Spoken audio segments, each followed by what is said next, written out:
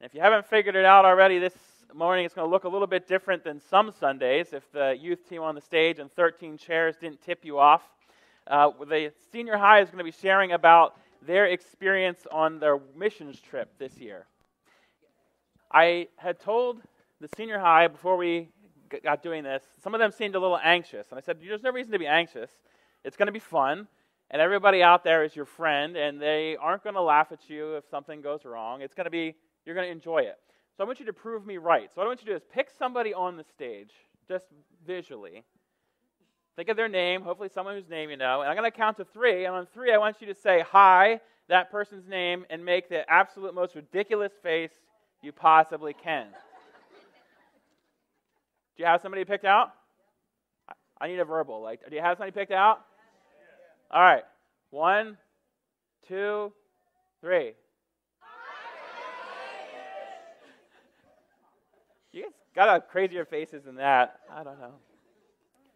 But we're excited. We're excited this morning, I think, yeah? Yeah. We're excited to share about how we saw God moving in our trip to Boston several weeks ago. We went on a mission trip, and we're going to tell you about that and also where we saw God moving. But to frame our conversation this morning, I'm just going to start with a scripture from Psalm 139. It's 139 verses 7 through 12. Where shall I go from your spirit? Or where shall I flee from your presence? If I ascend to heaven, you are there. If I make my bed in Sheol, you are there. If I take the wings of the morning and dwell in the uttermost parts of the sea, even there your hand shall lead me, and your right hand shall hold me. If I say, surely the darkness shall cover me, and the light about me be night, even the darkness is not dark to you. The night is bright as the day, for darkness is as light to you. We'll flesh it out with more details, but I think I can speak for the group to say that in Boston we experienced it maybe a little bit like this. Where shall I go from your spirit? Or where shall I flee from your presence? If I live in southeastern Pennsylvania most of my life, you're there. If I make my bed in Boston, loading up in a van with 13 of my friends, you're there. Even there your hand shall lead me, and your right hand shall hold me. The way this is going to look this morning is we're going to provide space for them to share kind of in a panel question and answer.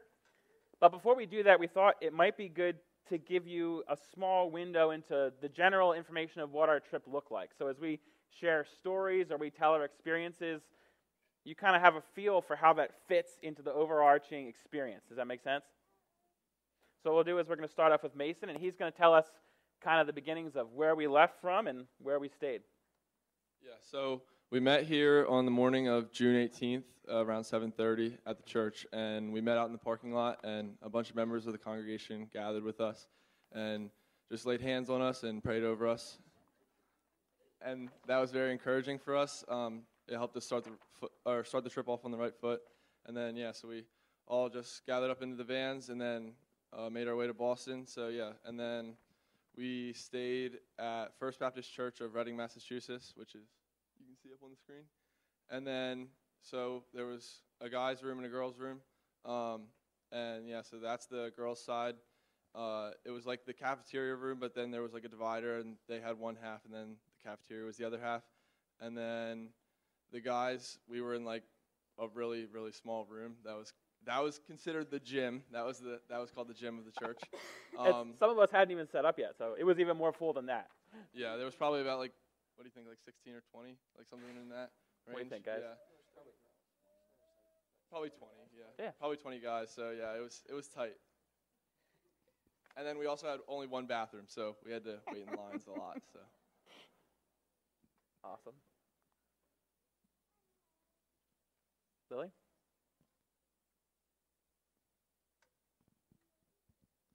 So we went on this trip through Next Step Ministries, which is a nonprofit Christ-centered organization, and it tries to help communities in the areas where they have where they are all over the U.S., and they partner with the community members to help long-term growth even through just like short-term mission trips. And I think it was a really neat experience working with Next Step because they didn't just like give us work to do, but they also like led us in worship and devos like at lunchtime and in the morning. And that really helped us like glorify and worship God at the beginning and end of our day and just keep our focus on Him. And there was another church that we were working alongside, and it was the Brick Presbyterian Church from New York. And it was really cool getting to know some of them because they had like a different background than us, like living in New York. And it was just like a neat experience. So every day we would wake up and then we would eat our breakfast. And while we were eating our breakfast, we would pack our lunches. And then after that, we would each have like a cleaning assignment. So either you're cleaning the dining room, cleaning the kitchen, cleaning the bathrooms. And then after that, we would do morning devotions.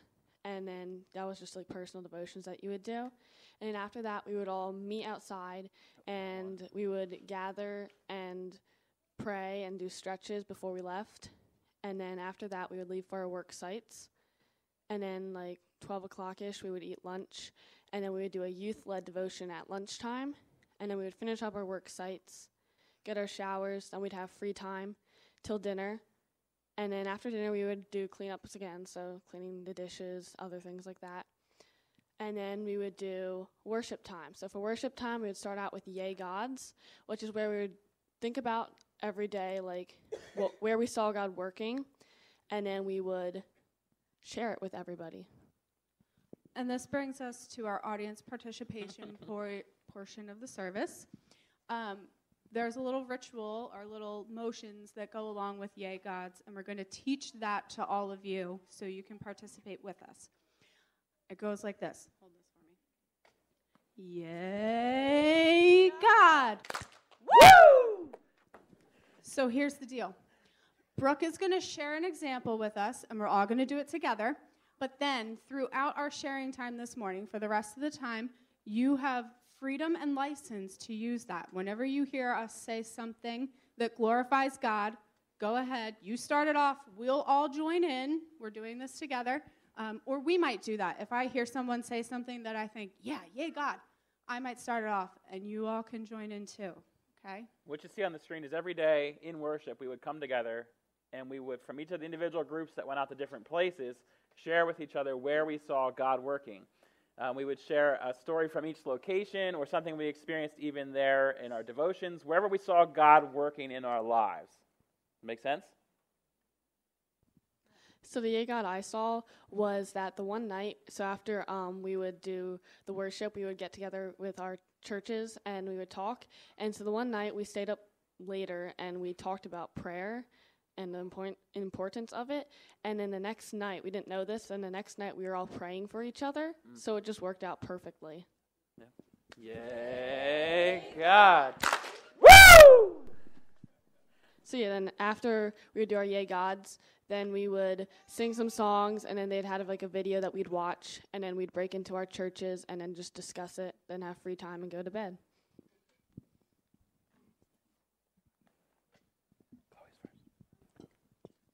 Oh, I'm first. Oh, okay.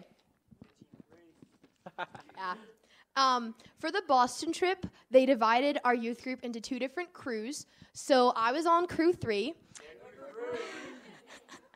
And it was me, Lana, Lily, Kyle and Tina, and then Mason and Wyatt. And the Next Step member that we worked with was Carson. And we worked more in the construction, not as much as like a more social job. We were, for the first 3 days, Monday through Wednesday, we worked for Reading Conservation, as you can see up on the screen. We were building a boardwalk over some marshy areas, and then we had to deck it. So there were a lot of sharp corners, so this was a very technical project. Mason and Wyatt worked mainly on the wood cutting and making those supports that you see up on the screen. And then Lana, Lily, and I would go afterwards and deck it. And we were also the trail runners, supply getters, water people, whatever, all of the above. For lunch on Wednesday, we were able to have lunch at a lower income housing facility that was near our work site. Another group had been working there, not our other group, had been working there. And so that's where we worked. That same day, on Wednesday, we finished the boardwalk project. So up on the screen, you can see our next project. We started mulching a trail, one, so that it would be nicer for the pedestrians, and two, because everybody kept going the wrong way. So we made a trail so that they knew what it was. For the afternoon, we didn't complete the mulching project, but we helped another group paint the pool house locker rooms at the Boys and Girls Club pool, which is where we were able to take all of our showers every day. Yeah, that's about it. What's going on here, Chloe? I forgot to pull this one up while you were talking. Oh, this is the lunch that we had at the low-income housing facility. Yeah. Thanks. All right, so our group we had crew number 2. Crew 2! So we were staying at, weak. no representation there. This is ridiculous. So we were at the, Monday, Tuesday, Wednesday, we were at the Common Ground Cafe, which was a homeless ministry run by Pastor Bill, who's in that picture. So they have, in the picture on the left is where they have, they'll have meals set up that the people can come, oh my bad, sorry about that, that they can have there. And then on the right is, so the front of the building is a thrift store, is where they get most of their money. So we were mostly helping out with sorting out a lot of the stuff. So it's 3 stories. So this is the 3rd floor, which was absolutely trashed, as you can see. So there was just, it was either a lot of stuff that was not needed or just not in the right spot. So it took a lot of organizing and throwing away, going up and down stairs and moving these stupid shelves, which that's a whole story in itself. So we were trying to move these shelves through this very tight stairs. So as we're gonna go down there in a sec, so the 2nd floor was what Pastor Bill said he wanted to be his prayer room in the future. So we were cleaning out a bunch of stuff in there, just kind of rearranging that in the way that he saw how he wanted that to be for the future. And then, so another part of what we were doing is organizing clothes for the thrift store, and that also included moving, taking the winter, who's that? He started taking clothes that were, summer clothes that were up at the, summer clothes that were up in the 3rd floor and taking them down to the thrift store area, and then taking the winter clothes up. Oh boy, here he comes. Hang on a second.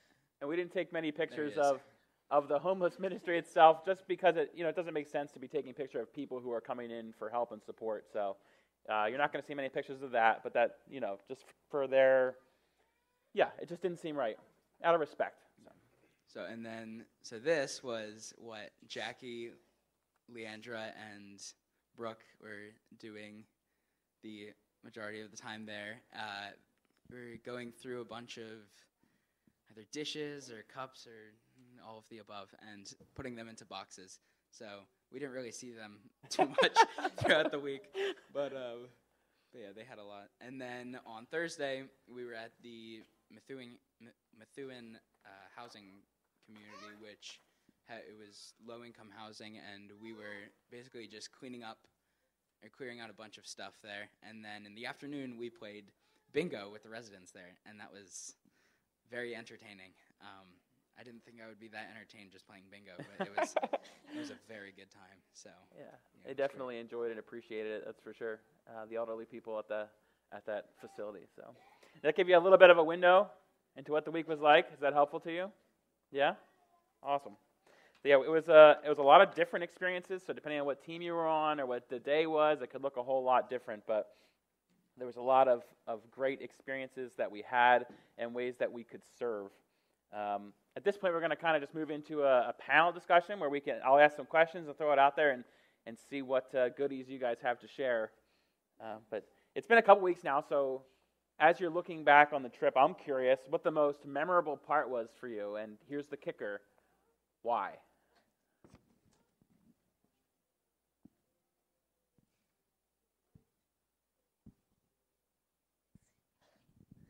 I think the most memorable part of the trip for me was on Friday night. We had just had our free days. It was our last night there, and we were all sitting we had just finished worship, so our whole youth group was sitting there. And then we had this crazy idea that we should have a dance party. So we went downstairs and we got the other church and we pushed all of the cafeteria tables aside and did like Cotton Eye Joe and this dance to Church clap. Church clap, yeah. We did this dance to church clap, and it was a lot of fun. And then we had a karaoke night, like impromptu. They had never thought of this. So we all got to go upstairs and do karaoke. And that was definitely really memorable to me. It was bonding time with the other group and with my own youth group. And I thought it was a really fun and memorable way to end the trip. Anybody else? Most memorable?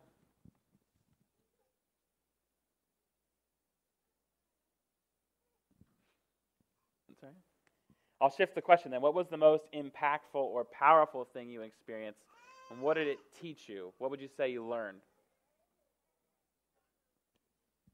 So I think one of the things that kind of when I was thinking about these questions, something that like really jumped out at me. So one of the days at Common Ground Cafe, we were sorting through clothes and stuff, and it was a really random thing. They just have these boxes filled with a bunch of stuff, and there was just a seashell in this box. And we're like, well, this obviously isn't going to go to the thrift store or anything. So we just set it on the table, and one of the guys came over and was talking about how much he loved the beach, and like he was so, we were like, yeah, would you like it? And he was just overjoyed by the fact that he had this seashell. And it's something that is like that. I know it was such a little thing, but that was crazy for me to think about. Is like just how much just very little things can mean to some people. And that was just, I thought that was very impactful for me at least. Like a homeless guy who maybe doesn't have much joy in his life. Yeah, it's the little things.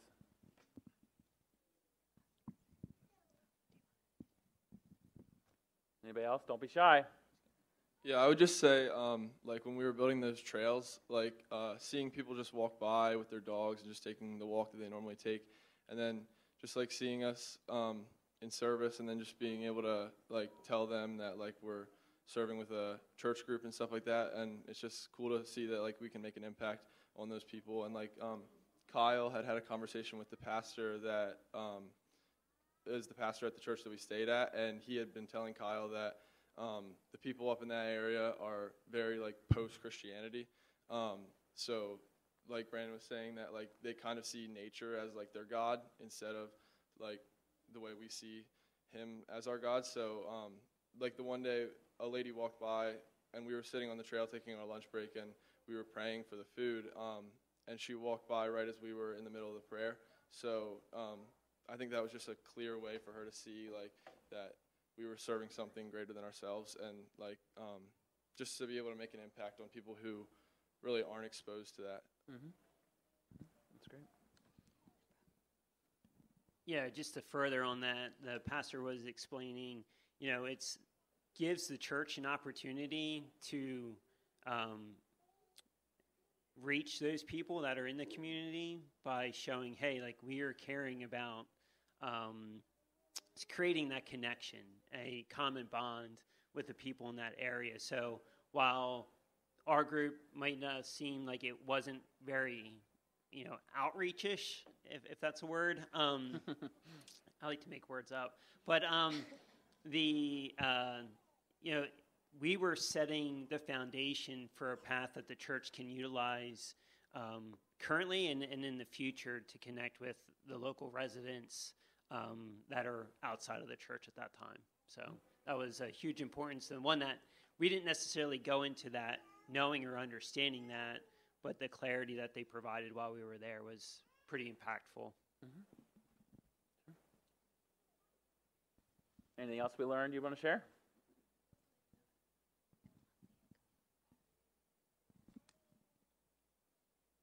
If not, I'll ask, what about the trip stretch you out of your comfort zone, since you're apparently being stretched out of your comfort zone right now?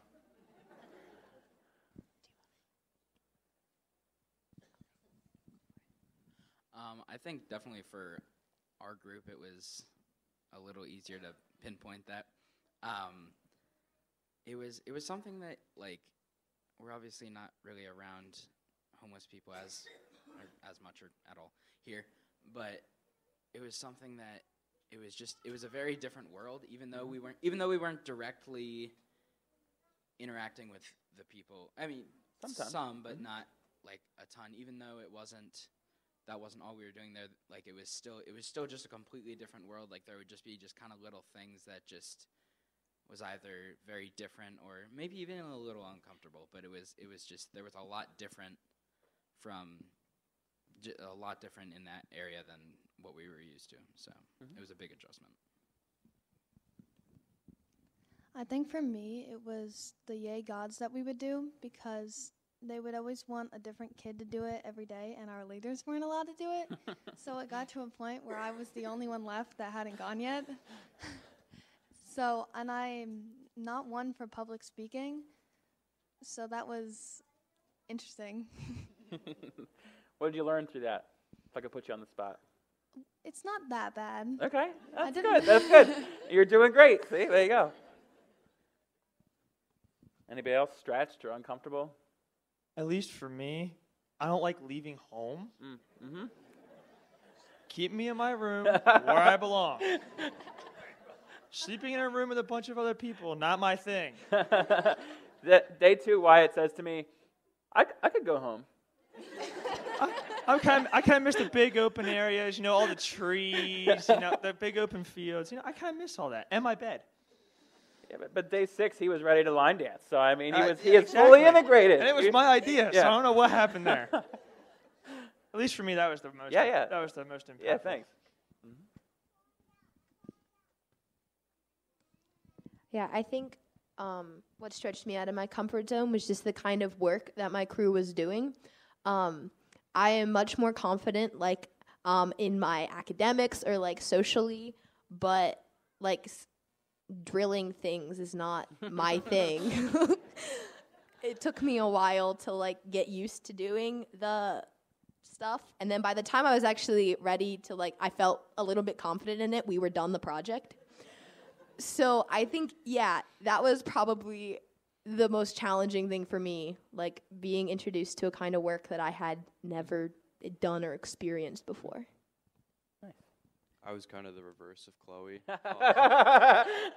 I'm a little more construction oriented, so definitely the more social side of serving the homeless was stretching me out of my comfort zone. Mm-hmm.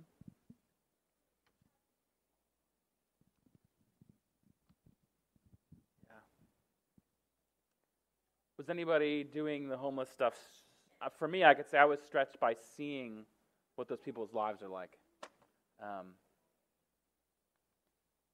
As I listened to some of their stories, some of them were hard stories to hear and to reconcile with. Loving God, right?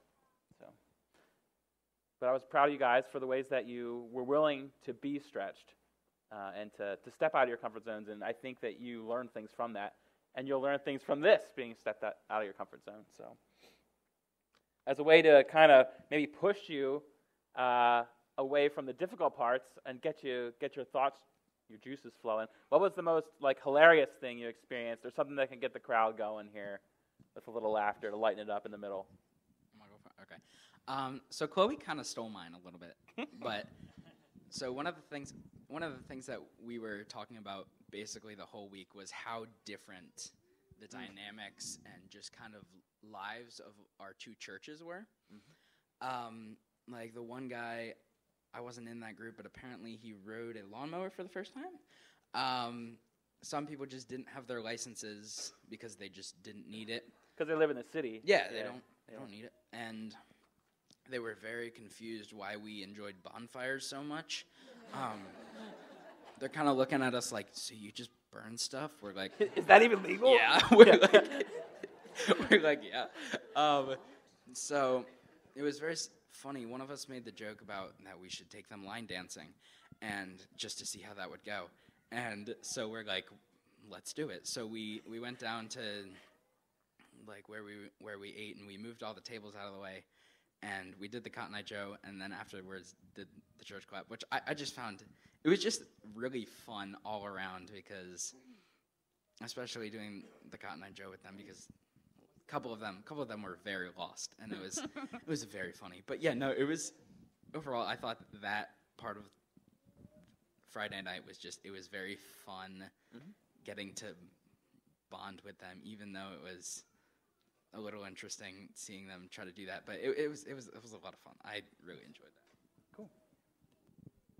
So what I thought was really funny was when we would come back from showers during our free time, we would play Dutch Blitz. And obviously they don't know what that is, because, I don't know. They're not Dutch. Yeah, right. But there were like two sides of the table. The boys would play Dutch Blitz, and then the girls would play Dutch Blitz. And the boys were like, oh yeah, how's it going, playing cards. And the girls were very violent. And the New Yorkers, they looked a little scared. But that was very funny. And, you know, I just didn't know that so many people did not know that, because it's very normal to me.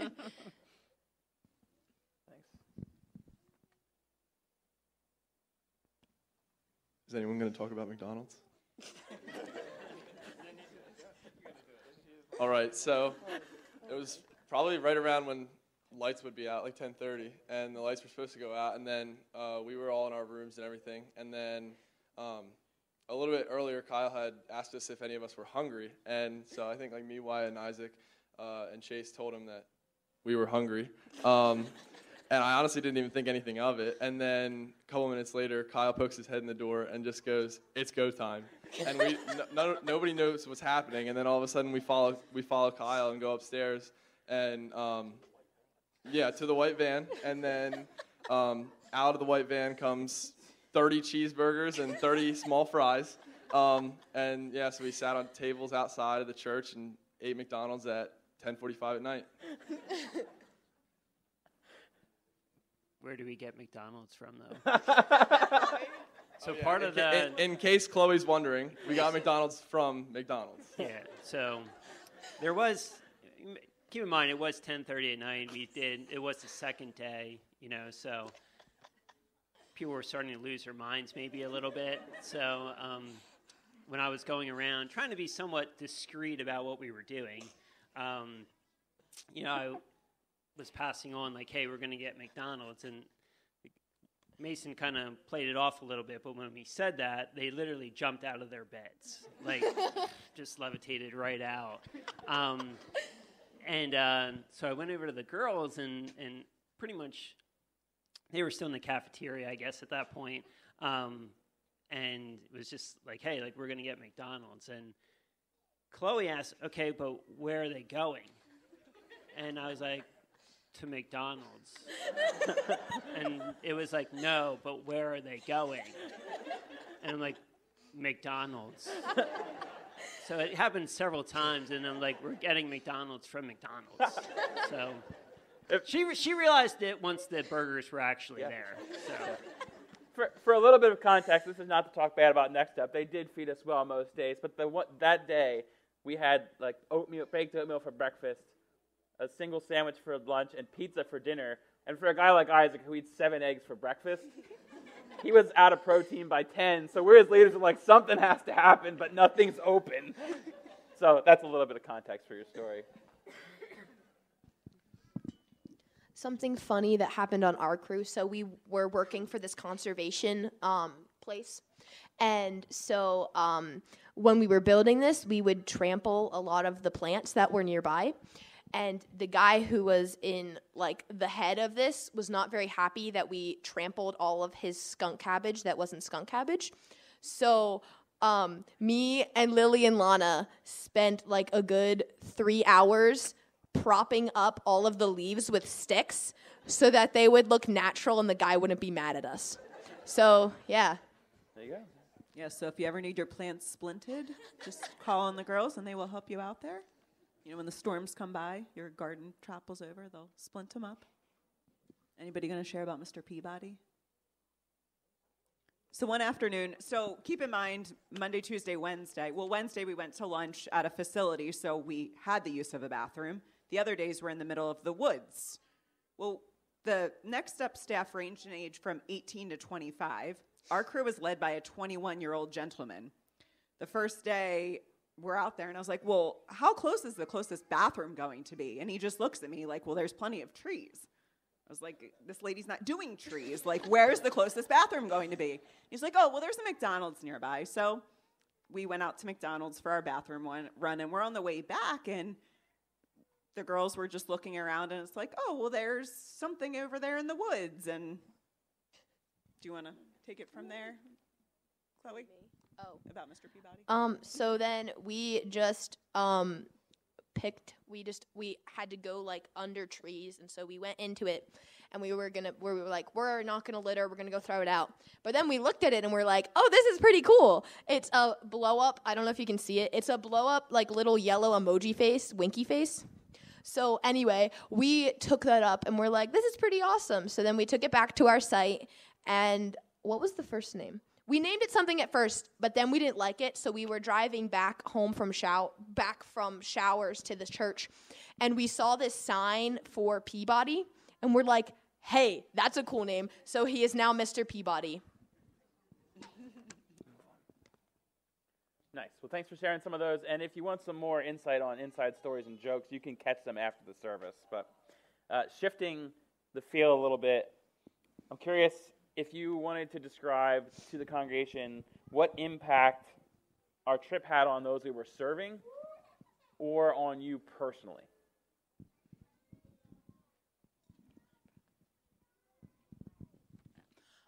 I think I kind of touched on this earlier with the guy that we gave the seashell to, but it was kind of a general theme of just very little things that that they appreciated like very much, even if it was just like little things that like that we did, that Pastor Bill or Barry like that they like really appreciated, that we either cleaned up or like whatever we did. And then some of the people there, it was like there were some of the people that would like scrap metal and stuff, and we would give him, I don't even know what it was. There was something with a bunch of wires on it, and he was very happy about that. But it's like there's so many little things that it's like how just kind of giving somebody like just like little things, it's like how much of an impact that has. And that was honestly really, it didn't like, it was really cool, like just seeing, it was cool just seeing like how such a little thing impacted that, and I just thought that was really sweet. Mm-hmm.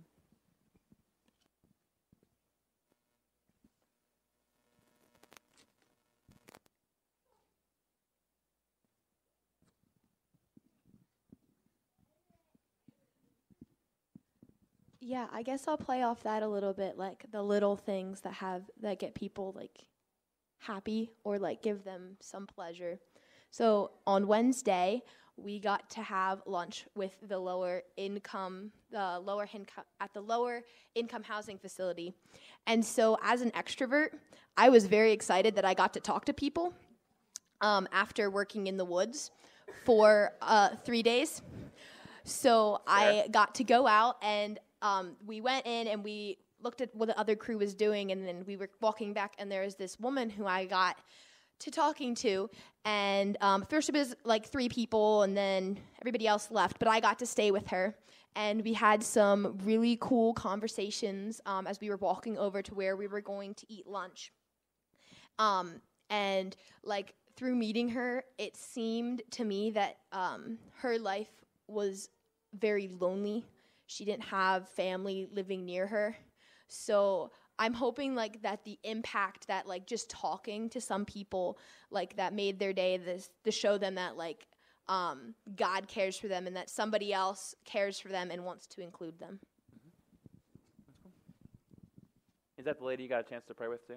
Yeah, I did get a chance to pray with her, so that was really cool. Well, I'll jog our group's memories. How about specifically like when we went to, I blank on the place's name, Methuen, and we got to play bingo with the elderly people. Do you think that was impactful to them, or how was that impactful to them, or was that impactful to you, or, yeah, thoughts? I think it was impactful to them because they were able to like talk to us and see us younger people there, and they had a lot of fun. So I think it was just interacting with other people that they probably don't usually get to interact with. Sure. Yeah, I think something that was like, especially with bingo, something that was impactful, not just for us, but I think it was cool seeing like what they had to say about this.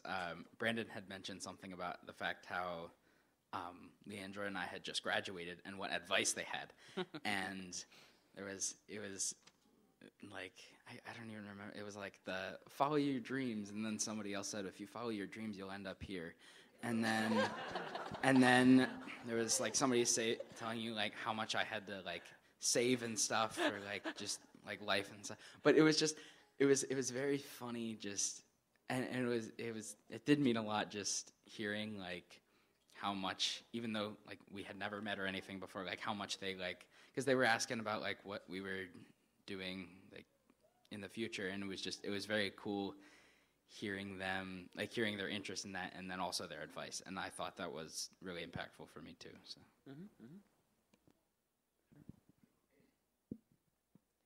For me, at the Housing Authority, it was meaningful too, because I wasn't sure what to expect playing games with, like, elderly residents, because I never did that before. And Leah was like, she was telling me, she was like, old people are so fun. And I was like, okay. But it was really fun, and that was meaningful to me.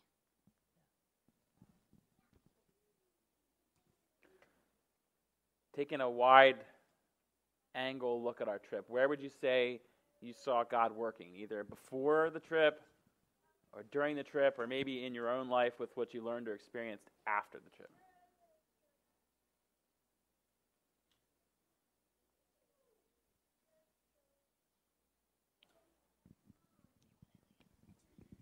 I'll start you off. I saw God working in a lot of your lives, like you said earlier, stretching a lot of you out of your comfort zone. Our crew leader, Carson, did not realize how shy some individuals on our crew 3 were, and he selected some days who was going to lead the devotion or who was going to lead our team's Yay God at night, not realizing that the individual that he selected was petrified of speaking, not even just in front of an audience, but in front of his own like little crew or her own little crew. So just seeing how God worked through someone else, not knowingly, to work on stretching these youth out of their comfort zone was pretty awesome to see.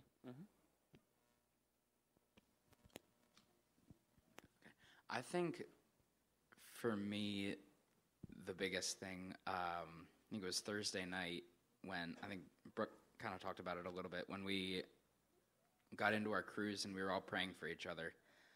That was, I'm trying to remember, I don't remember exactly what she said. That we had little papers that we wrote down, and I think it was just kind of like along the lines of like the next. What's your next step? Yeah.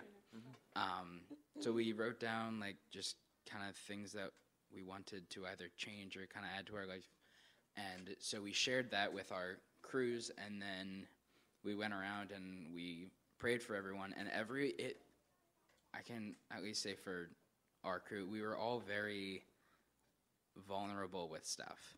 And it was very like impactful seeing everyone just kind of opening up like that. And I thought that was probably the coolest part of probably definitely worship time, but probably one of the coolest parts of our trip. So. Yay, God. Woo! At least for me, I don't like talking in front of big groups of people or standing up in front of big groups of people. And then Friday night during karaoke, I think I was up there most of the time, wasn't I? I'm like, why did I do that? What was wrong with me? Must have been the McDonald's. Must have been. But I don't know. It just felt really impactful, and I don't know why I did it. Okay, yeah. I kind of touched on this earlier, but I would just say, like, seeing people on the trails and just hearing, like, the joy in their voices and them thanking us for the work that we were doing and stuff. So I think that was just an obvious way to see that we were making an impact on the people that we were serving. I think we kind of continued those discussions in our van on the way home. Like, as we were talking about the most impactful parts of the trip, it often, or almost always, revolved around the people that we were interacting with. Like, the image bearers of God that we met there, like in that place, whether that be elderly people we're playing bingo with, or people we're talking to on trails, or homeless people we're giving materials that they can scrap for money. And I think the kind of discussion we had is, those people, those image bearers of God, those chances for impactful things that really touch us, those all exist here, right? Like, it's no different there than here. Like, God is working there, and He's working here. So that was impactful for all of us, I think, I hope. Was there anything you experienced that caused you to doubt that God was working before, during, or after the trip? It's a super vulnerable question, so you may have to skip it if no one has anything. But I think one way that I was doubting that God was working was when projects wouldn't go right. I think in the back of my brain I was like, oh, everything will be perfect because we're on a missions trip and we're working for God, so it's going to go perfectly, nothing's ever going to go wrong. And then things went really wrong. And so it felt like there was a time where it felt like every step we took, we had to take another 3 back. And we had to redo things multiple times. And just over and over, we had to do the same things. And it felt really pointless. And well, why are we doing this? Why is God making us do this? We could be doing something else more impactful for Him. So I think the struggles and the times where it felt like things weren't going right was the times that I doubted that God was working in that project. Yeah, I would just say one situation that it was easy to doubt, and I definitely did, was the night that we were painting the Boys and Girls Club, because I'm pretty sure that's what Chloe might have been talking about. But yeah, so we started and we didn't even have the right paint, and we had already painted some of the walls that color, so then that's already a setback. And then just having to figure everything out and go step by step, and then we ended up working pretty considerably later than we normally do, but that was just an easy situation that I think a lot of us had some doubt in the back of our minds, but yeah, that was definitely a time.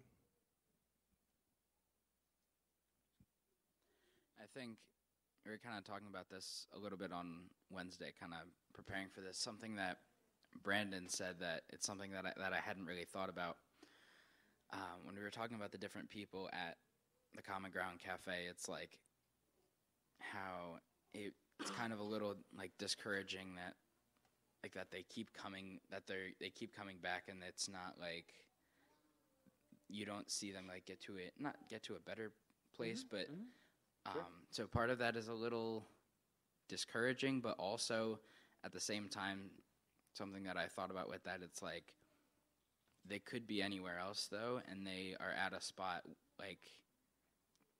that has good influence and good people running that. And so I think it was discouraging but also encouraging at the same time, which was kind of weird to think about, but yeah. Sure. This kind of answers both questions, if that's okay. What was a little discouraging, and also then how God worked through that. Several nights throughout the week, I don't know about the boys, but us girls did not exactly have the warmest showers. And read cold. Thursday night, after one of our crews had spent hours and hours painting, and they had a little bit of a discouraging day, that night the showers were ice. They were ice cold.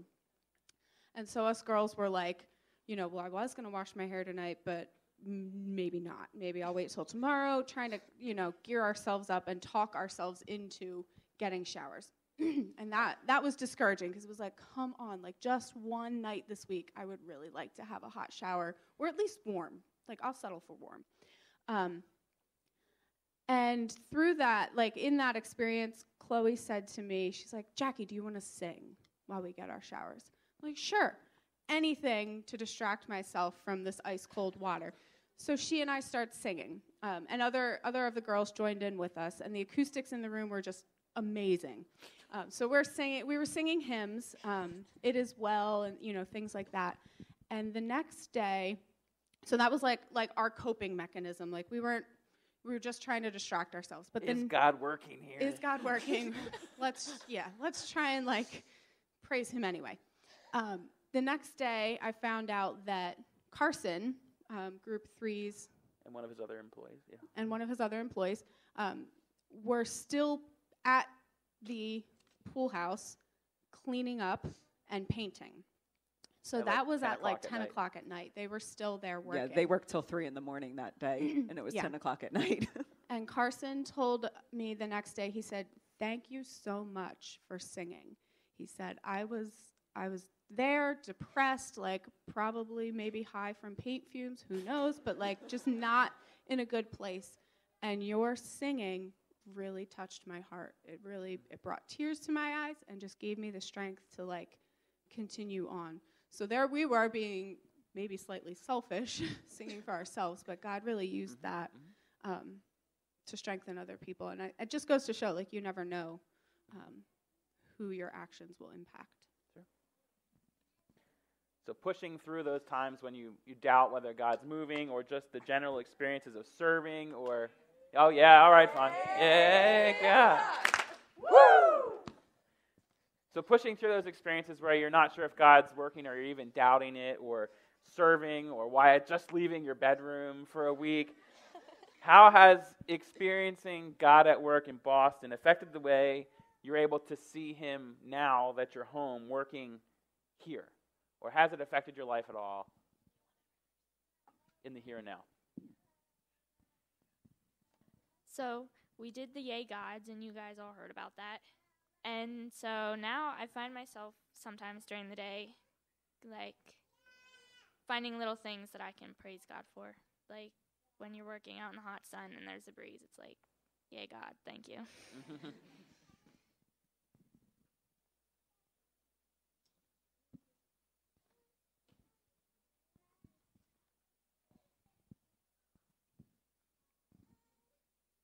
Anybody else? I feel like mine's the same as Natalie. Just living more in the yay gods. I remember at in Boston, some of our yay gods for crew 3 was we had we spotted a cool bug, and there was this awesome tree. And that was our yay gods, but it was still it was our yay God for the day that was something that we noticed God doing. So just being more aware of what God is doing around us instead of waiting for him to show me what he's doing, but instead looking for what he is already doing. Mm-hmm.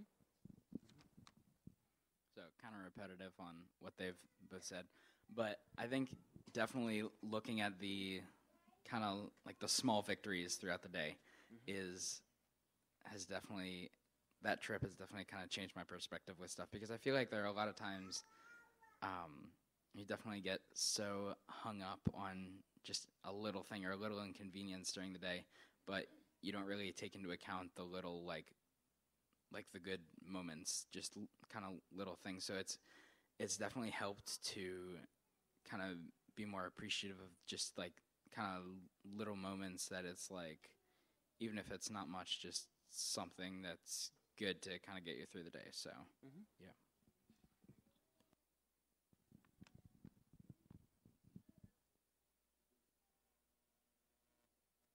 So we found that the God who is there is the God who is here.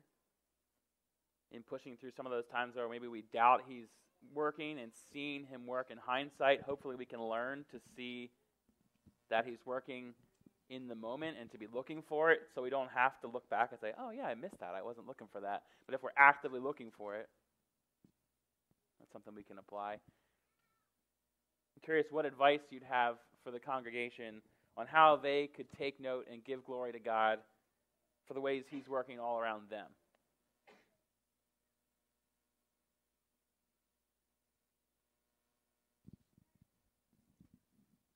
Anybody we haven't heard from in a while? Come on, you can do it.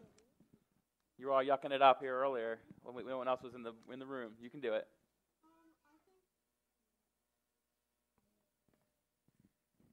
I think that just like appreciating what God is doing, even in the little things, like what Chase and Chloe were saying, just like even when you like don't see Him like working directly, you feel like He's like not working. Just like knowing that He's like behind the scenes doing stuff you can't see at the moment, and just like appreciating Him even through it.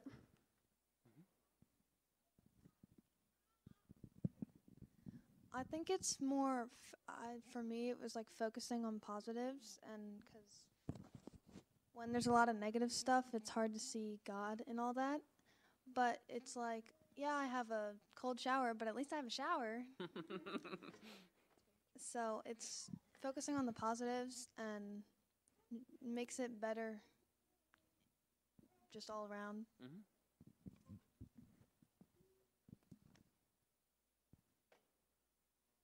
It's your last shot. Don't go home and wish you said something. I think, too, what I've heard a lot of the youth say, and I think what was true for all of us, is just being willing to do something different and being willing to be stretched out of our comfort zones to try something different. I think the fact that they did that is a yay God. So how about you guys give them a yay God? Yay. I can never lead that, by the way. I always fall through on that. But yeah, any final things you'd like to say to the congregation, advice you'd like to give them, places where you saw God moving before we head out? In the very beginning of the week, the devotionals, they were very good. That's why we're all wearing the Unbelievable shirts. That was the devotional that we were studying. And so while we were studying it, the very first day, one of the questions asked, who is God? Like, why are we here serving Him? And last year I did a choir song based off Psalm 8. So the verses immediately popped into my head.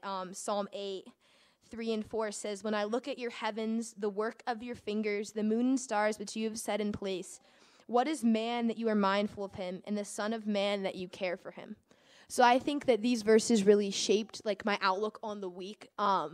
And I really tried to live in the wonder of God, like in awe of God, that He would send His Son down, and like He didn't, and like that He would die for us on the cross, and like even just noticing it in like the little details. Like I noticed on the work site, there would be some times where I wouldn't have anything to do.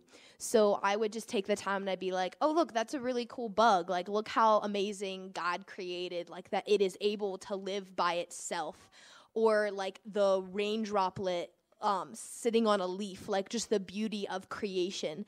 And I feel like here in Pennsylvania, it's so beautiful, but sometimes we can overlook the nature just because it's just our everyday, like we always see trees, we always see flowers. And so I think that maybe like a challenge would be see where you can see the little things, like notice more about how God is working, because God is already here. He's not just in far off places where people go to be missionaries. He's here. We just need to be actively searching for the ways that He is working, because He is working. Amen. Yeah. Chloe, do you have the Leah quote? From which one? Yeah, quotes. I'm definitely paraphrasing. Being, you just pass down the bring it here. Yeah, let me see it. All right, which one am I looking for? I think it's right there. Those are the only ones. There's 3. Oh yeah, okay. So this was during our church time. One of Leah's quotes: "Talk to other people about Jesus. for Jesus. And I think that is something that, like, we were talking about appreciating like the little things, but also obviously the part of this, like with serving others, it's like it doesn't really have to be, I think a lot of times we overthink a lot. And it doesn't have to be some big things, but just either talking about him or talking about like or just going about life in the way that he would want is like has such a big impact. And it's like it's the little things that you do that like will really make an impact. And I think that's something to really focus on. And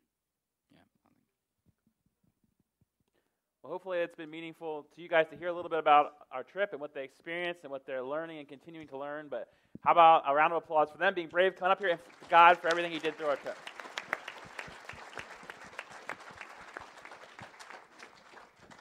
Yeah, on behalf of the youth group leaders up here, just wanted to express our gratitude and thankfulness for all the prayers and support that the congregation has given the senior high here, and we're really appreciative of that. Hopefully this gave you a little bit of a glimpse into our week. There's plenty more stories to share, so feel free to tap a shoulder and learn more about this week and how it has impacted them, and to our youth. If somebody taps your shoulder, you have the right and the authority to be asking that person where they are seeking God or where they're seeing God at and the yay gods that they've experienced. So let's make sure I'm not missing any of my notes. So as a group, we just encourage you to continue to seek where God is working and the yay gods in your life and to respond accordingly. Because it's one thing to see the yay gods, but then also to respond is another more encouraging thing, and it keeps that process going. We're going to continue to show a slideshow after the fact, so it'll still be running, but if you have to go, feel free to leave. And also, too, the Dig Deeper sheets are out at the table if you want to study more about the God that is there. But that concludes our service. It up. Yeah, the slideshow will be, it's 6 to 10 minutes. It's going to run. You can go out and get coffee, come in and out, dialogue, and we just want to send you to see the yay gods in your life, to see how he's working, and to join him in that work. So thanks for coming, and go in peace.